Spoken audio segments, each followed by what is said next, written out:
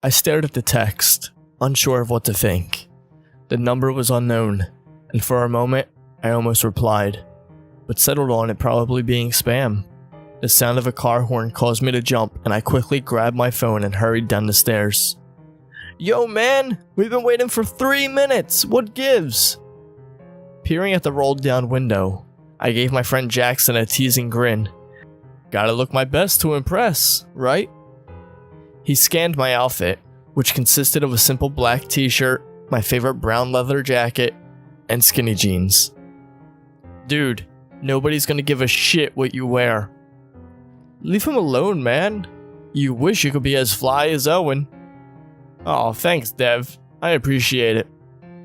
Y'all are so gay. Hi to you too, Kelly. Kelly blew a puff of her cigarette and patted the seat next to her. Circling Jackson's hot red Mustang, I climbed into the back seat next to Kelly, the strange text I had received moments earlier having already escaped my mind. Bro, I hope those twins are there again. That night was wild, man. Devin chortled, resting his arm out the window. Let's not exaggerate, Jackson replied. Devin turned to him with an offended glare. What? You think I didn't smash that? Bro, I had both of them worshipping my dick like it was a popsicle and they were stranded in the desert. Kelly rolled her eyes and brushed some of her curly red hair behind her ear, using her phone to check the dark eyeliner and eyeshadow she had put on. You had a threesome with twins. Devin gave me a wink. He's bullshitting like he could get a girl, let alone two. Kelly jabbed. He's just trying to make you jealous. Shut the fuck up, Kelly. You're just hating because... Who said I was hating? I'm simply stating the fact that if a girl had to pick between you and Jabba the Hutt, you know she's gonna be riding that slug dick. I made a gagging noise at the image while Jackson gave a laugh. Devin huffed and turned towards the view outside the car. I joined him, glancing up at the sky which was crystal clear, marveling at the thousands of stars that littered the blanket of darkness. It wasn't long before we heard the sound of rave music and began searching for parking spots on the crowded street. Hope nobody is planning on taking a midnight stroll, Jackson muttered, parking in the small driveway of one of the houses lining the street. Jumping out of the car, I could see dozens of other shadowy figures making their way to the large house full of flashing lights, muffled music, and silhouettes of moving bodies in the windows. Yo, time to turn up, Devin whooped. As we got closer to the house, I recognized the tune of Boom by Tiesto, and my heart beat with anticipation. This was a night to party, drink, and have a good time. Forget school, forget homework. Tonight, we were gonna go wild. Inside the house, the music was loud, and we had to shoulder our way through the dancing bodies to the drink table. The four of us gave cheers before splitting apart. Devin went off to search for somebody to fuck, while Kelly went off to look for weed. Jackson and I chilled near one of the windows, introducing ourselves to the people next to us. This is Owen. I'm Jackson. Nice to meet you. Nice to meet you too. This is Audrey, and I'm Beth. I eyed the two girls. Audrey wore a short purple dress with her brown hair tied in a messy ponytail. Beth had shoulder-length blondie hair, and she wore a glittery crop top with denim shorts. She gave me a big smile and batted her eyelashes, seemingly already had a few drinks in. Pulling her to the side, we struck up conversation, and I pretended like I was listening, waiting for the alcohol to kick in.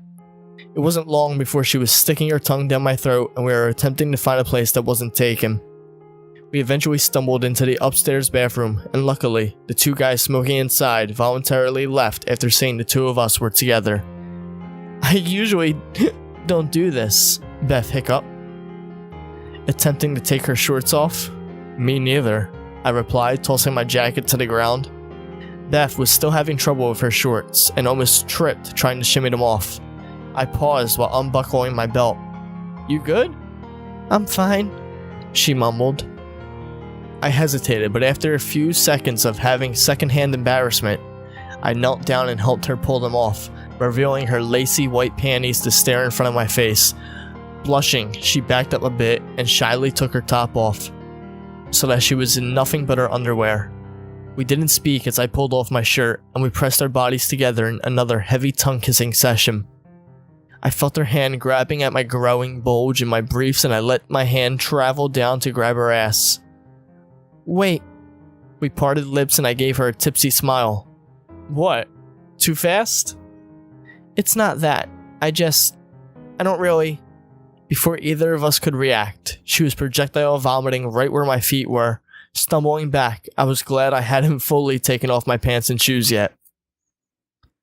I'm sorry, I really don't feel so. Another wave of vomit cascaded from her mouth and I took shelter on top of the toilet seat. She gave a few more coughs and I took off half the roll of toilet paper so she could dab her mouth. After a moment to collect herself and wash her mouth, she gave a sniff and I could see tears welling up in her eyes. Hey, don't worry about it. I soothed, gingerly stepping around the vomit so I could give her a hug. Beth didn't answer, and just buried her head in my chest. After an awkward minute of silence, she wiped her tears and began putting her clothes on. I wasn't keen on being blue-balled, but I put on my own clothes as well, holding the door so she could slip out. Deciding that I would be the better man, I closed the door again and grabbed the towel to wipe up the vomit. Gagging the entire time, I eventually had wiped the floor clean and tossed the dirty towel into the trash, knowing the owners probably wouldn't care. I better run into those twins after this, I muttered to myself. Opening the door, I expected to be met with a wave of bodies, but instead, the hall was empty. That was odd, but perhaps they had all moved downstairs. But as I slowly walked down the hall towards the stairs, I realized I didn't hear anyone. No laughing, talking, shouting, nothing. Just the music that suddenly felt very distant. Confused, I made my way down the stairs, pausing to look around once I reached the bottom. Not a single person was there. Hello? I called out, more quietly than I expected. Clearing my throat, I tried again, louder this time. Hello? Not getting an answer, I checked my phone to see if maybe the cops had arrived while I was in the bathroom and they somehow had missed me. I was only in there for about 5 minutes by myself. I doubt even the police could clear a house that fast. But it was the only logical thing I could think of. Instead of a text from Devin, Jackson, or Kelly warning me about the cops, I had another text from an unknown number. Don't look up. What does that even mean? I asked the empty house. Glancing up at the ceiling, I didn't see anything odd, so I began walking to the kitchen when I paused at the large double glass doors to the backyard and pool. I could see people. I felt a sigh of relief. Everyone had just gone outside, though it was still strange not even one person seemed to stay inside. Making my way towards the doors, the closer I got, the more I realized something was wrong. Nobody was moving. Not one person. It was kinda creepy seeing the silhouettes of dozens of people just standing perfectly still, their bodies illuminated by the outdoor pool and the light streaming from the window. As I reached the doors, I noticed every single person was craning their necks to the sky. Hello? I slowly closed the door behind me, stepping out onto the patio. Nobody moved, nobody answered, their heads still pointed up. I was about to follow their gaze when the text message I had received flashed in my mind. Don't look up. Feeling stupid, I decided to listen for whatever reason. Perhaps it was the odd sensation I was feeling, or the fact that my gut was telling me it was the right thing to do, but I let my eyes stay fixated on the people around me. I could see them blinking and breathing, but they had no reaction to my presence. It was getting uncomfortably eerie, and it took a few deep breaths for me to even muster up the courage to touch someone lightly on the shoulder. They didn't move, and I gave a clap. No reaction. This is too weird, I whispered, realizing that suddenly I did not want to be here. It definitely wasn't a dream. Even a bit drunk, I knew this was real. I didn't question if it was a prank or I somehow had something extra in my drink. I just wanted to get the hell out. Grabbing my phone, I texted Jackson. Dude, where are you? This is creepy AF. Meet me in that car. I saw that there wasn't any signal, but hoped my text would still get through eventually. As I stepped outside, I was met with an image that somehow was unsettling. I almost slammed the door. Dozens of people, some that had been at the party, others being people or families living on the block, were all standing outside, straining their necks to look at the sky. Some stayed on their lawns, others were in the street, but they all gazed at the stars like if fireworks were going off. I could see a little girl in her pajamas next to her dad, who was wearing nothing but his boxers, standing on the walkway of the house right across from me. Next to them, an old woman stood just outside their door. What the fuck is going on? Nobody was dead. There wasn't a giant monster. It was just people standing, yet it was the scariest thing I had ever witnessed. The moon and the stars easily illuminated them, and I could see their blank expressions as they stared up at the who knows what. At this point, I was debating if I should call the cops, lock myself somewhere in the house, and pray it ends, or try and get home. Checking my phone, Jackson hadn't responded, and I wondered if he and the others were also trapped, staring at the sky. Dreading the probable, I silently made my way around the house, searching to see if I could find them. My heart sank when I recognized Devin, who was near the pool. I found Kelly a few feet away, and Jackson near the side of the house. Jackson. Jackson! Psst! Jackson! I hissed. He didn't react, and the sudden thought of them all possibly being dead hit me. Brain dead was the term, where your heart could be beating and your body still had the ability to breathe, but your brain didn't function, meaning you were basically dead. Terrified now, I just wanted to wake up and realize it had all only been a horrible alcohol-infused dream. After a moment of not knowing what to do, I instinctively reached into Jackson's pockets and felt around for his keys. Grabbing them, I tried to ignore the bodies I passed as I raced to the car. Getting in, I breathed a sigh of relief as the engine started. Backing out of the driveway, I had to drive slower than normal as I navigated my way around people in the middle of the street. The more I drove, the more scared I became. Literally, everyone was caught in the weird spell of looking up at the sky. I could tell the people had literally stopped their cars, got out, and looked up. Because at one point, I had to drive onto someone's lawn to get around the car blockage.